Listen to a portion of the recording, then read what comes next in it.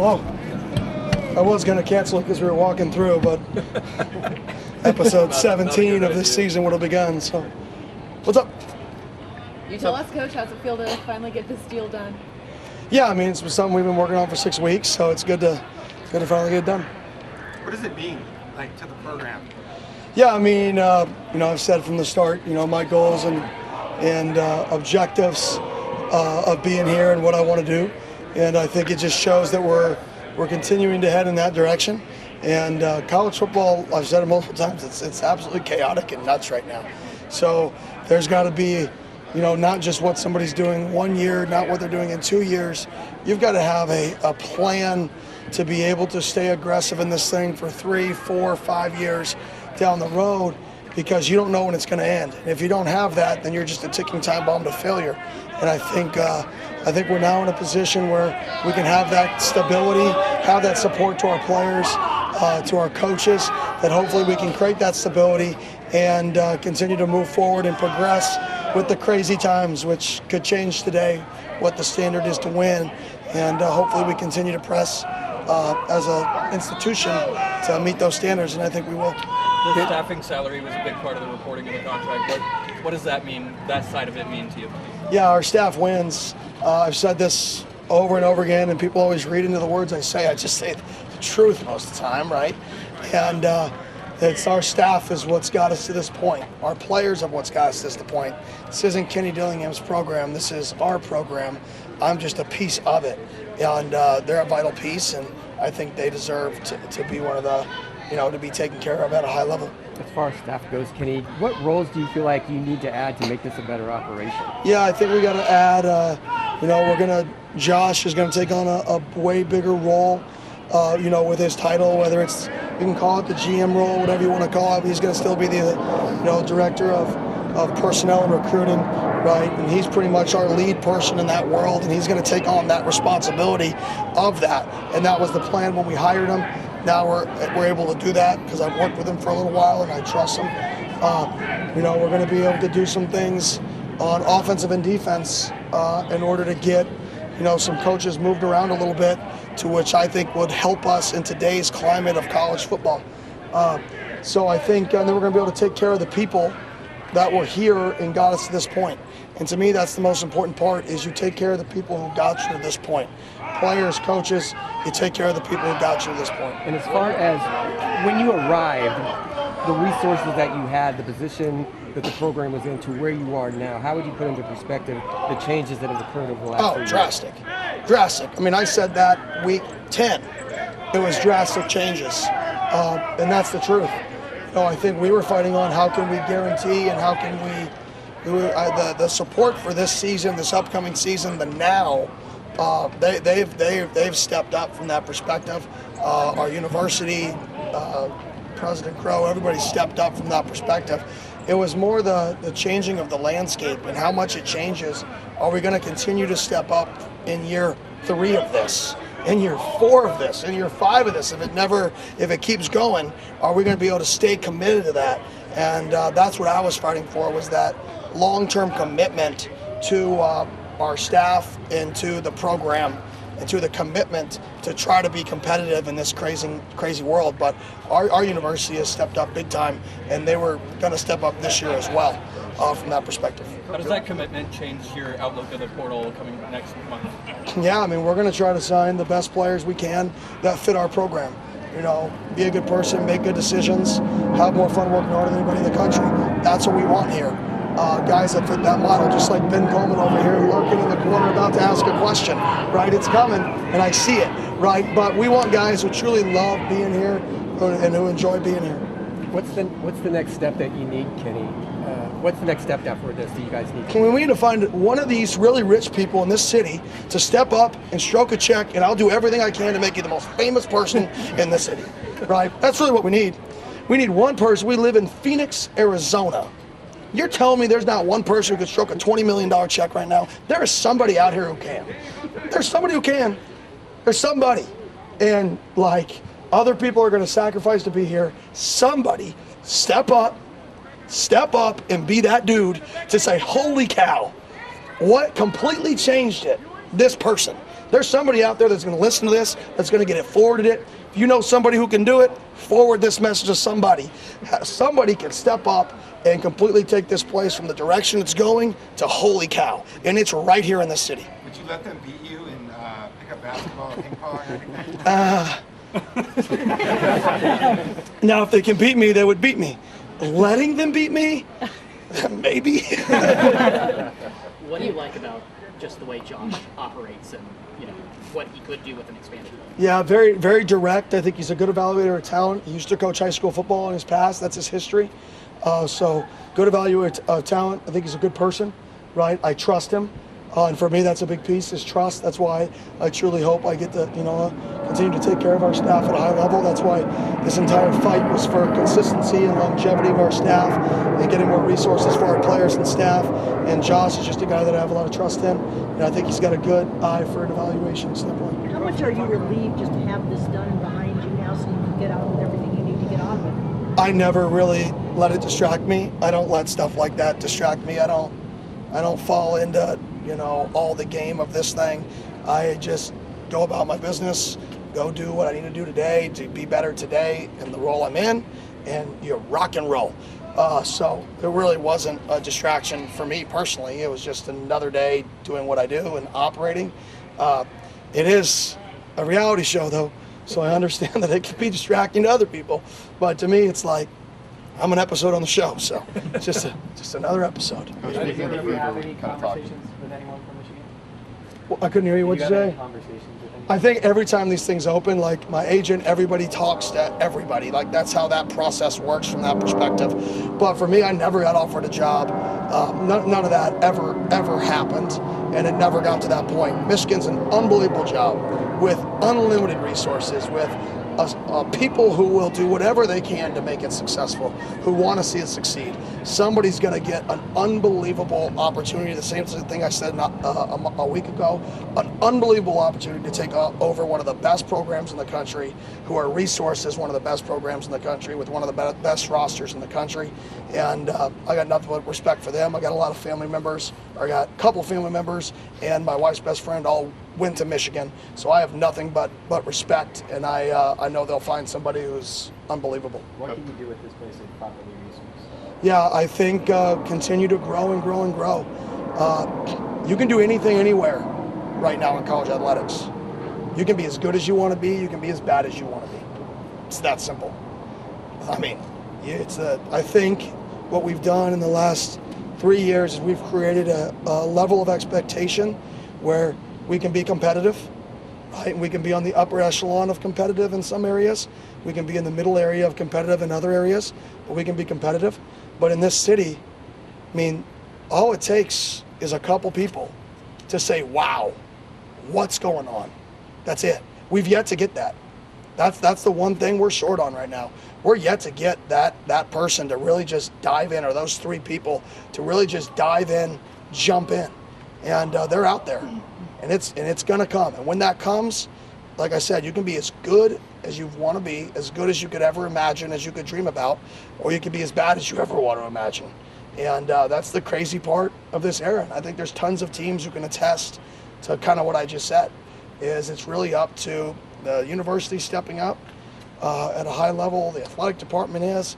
People are turning down really, really good opportunities from our staff. Right now, that's not to say we're going to keep them all, but they're turning down opportunities to be here, life-changing opportunities, and I think there's people out here who can take this program to the next level, and maybe I know them, maybe I don't.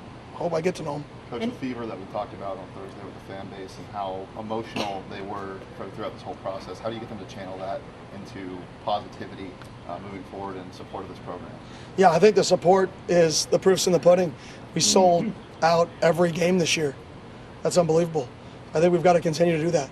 Can we sell out every game, every season ticket earlier in this process, right? Can we get more local businesses involved? Can we get people who aren't involved, who maybe didn't go to Arizona State, or who did go to Arizona State and are far away?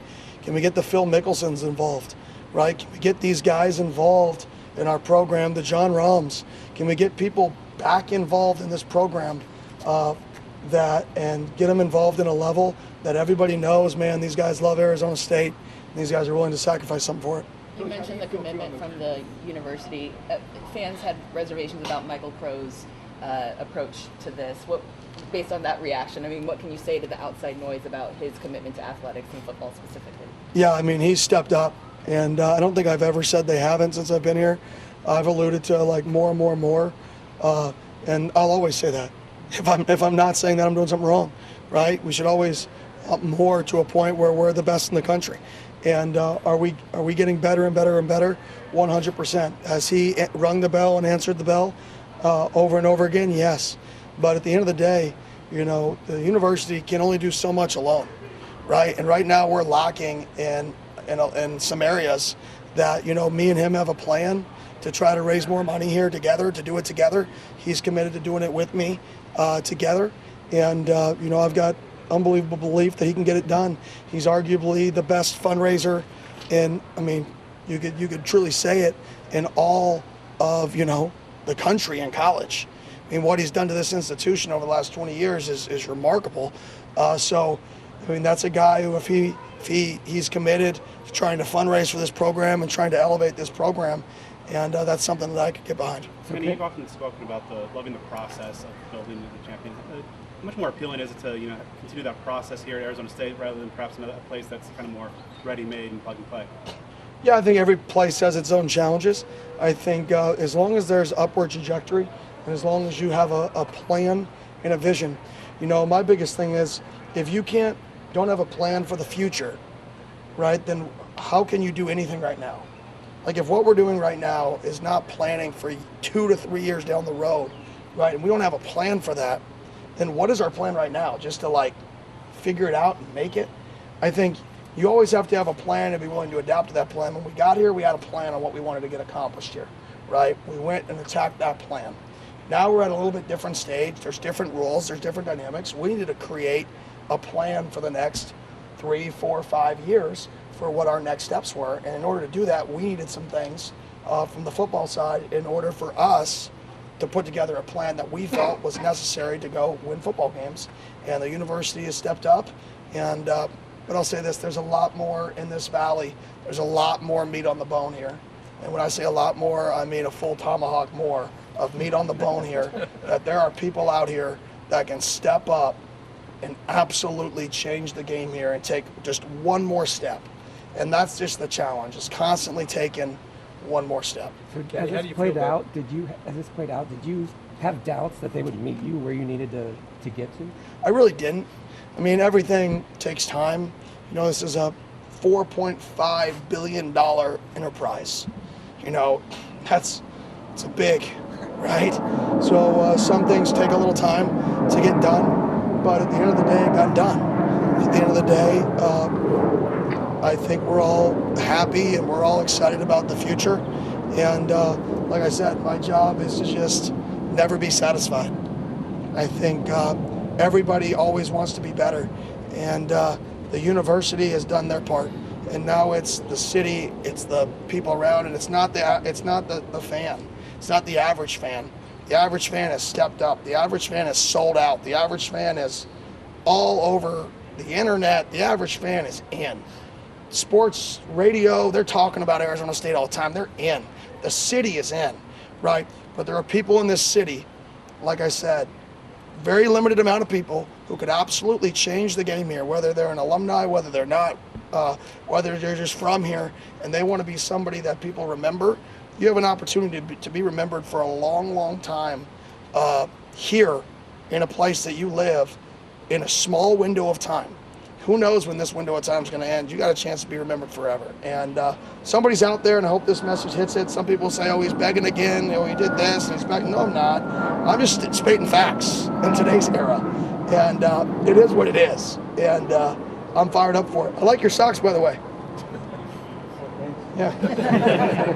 Okay to ask a football question? Yeah, that'd be nice. Just give us a sense of how bowl prep has gone and your thoughts about a game coming up where clearly a lot of players are going to be stepping up or elevating into, I guess we could say, more substantial roles in this game. Yeah, I mean, our bowl prep, we're not really going scouts right now. It's just good on good, and then we're self-serving defensive guys go to the scout O to do some walkthroughs. So way different than a normal structure just based off of our depth. you know, this time of year, I've said it is like the bridge from 25 to 26. But I think our guys have had a lot of fun coming out here and good energy, and I think they've put in the work. So come back on the 26th, and the 26th is essentially a Monday night for us, and we go Monday, Tuesday, Wednesday, Thursday, Friday, Saturday, and we go play. It's obviously not a Monday, but it is for me, right? That week starts Monday on the 26th. What was the feedback from the players and your fellow coaches when they heard the news, whether it was last night or this morning? Nothing. I mean, this was never about me. Like I said, this is never about me. It was not, the intent is not about to be me. This was about everybody else. It's about getting the program what it needs. It's about getting the players, it's about, trying to put a plan together in this new era for the players, and it's about our coaches. This was never about me, and I never wanted to make it about me. And I know by naturally it does, but that's just the unfortunate part of the role I'm in. This was about, everybody else. Coach, how do you feel that echoes on the recruiting trail? Like, obviously the university invested in you, so making the investment, but making sure the assistants are there, because obviously a lot of them with you around recruiting, but what kind of message do you feel that just echoes on the recruiting trail? I think it just says, like, we want to be here in today's hostile kind of world, that this is a place that, as long as that support is there, which it is, that we want to be here, and that we're willing to do things that to want to be here. And I think that's it's a crazy landscape in college football. And I think that just the comfort of knowing, man, that guy truly wants to be here, I think can add a little value. Coach, you said in your opening statement when you took this job that you're going to be the same person every day. How have you managed that so far? That's a question for everybody else. You never know if you're the same, right? Everybody else knows if you've changed, you're the same. So I can't really comment on that. Hopefully it's been true, but, naturally, I've probably changed a little bit, right? Hopefully not enough. Hopefully my core values people can still see as the same. I talked to Brian Ward not too long ago. Where do you think he's made the biggest impact over the last 3 years? Yeah, I mean, he's a great leader, great relationship guy with the players, really good coordinator. So all over, to be honest. I think he's a future head coach in college football. When he gets his opportunity, I think we have a lot of future head coaches in college football here when they get their opportunity. What's an NFL team getting in Jordan Tyson? Phenomenal person, phenomenal player, really intelligent, going to do everything right, great short area quickness, great body control, and an average chess player. What about Keith Abney? Keith Abney, one of the smartest kids you'll ever see, super savvy, works as hard as somebody can work, somebody who's going to overachieve what you watch on tape all day long, and an unbelievable, like I said, person. I mean, I think these kids are from this football tour, these men now are all just really, really good people, and that's one of our goals in the program. Any holiday festivities, activities you're looking forward to? Your family goes hard for Christmas? No, I mean, we're going to go out. I think I'm going to try to get out to the Cardinals game this Sunday because we have off now until the 26th. So me and my fam go out to the Cardinals game, bring the little guy. But other than that, just hang out with the family. You guys good? Thank you. Appreciate it. Merry Christmas, Kenny. Merry Christmas.